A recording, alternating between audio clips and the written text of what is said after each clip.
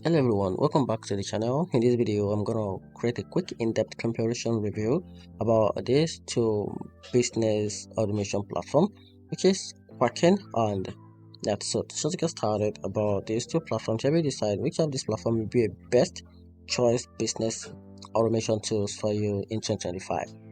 So Quicken remained a solid choice for solo entrepreneurs and very small businesses looking for basic financial management.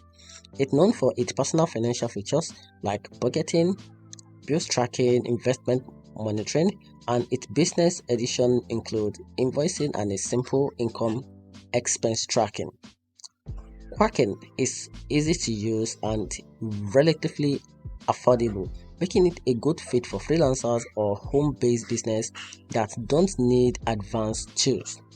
NetSuite, on the other hand, is a full-scaled cloud ERP designed for growing or enterprise level companies. It offers a complete suite of tools for accounting, inventory, CRM, payrolls, project management, and a global business operation, all integrated into one platform.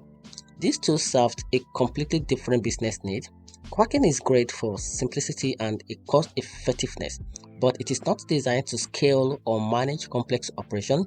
While NetSuite is powerful and scalable, but it requires a bigger budgeting and onboarding effort.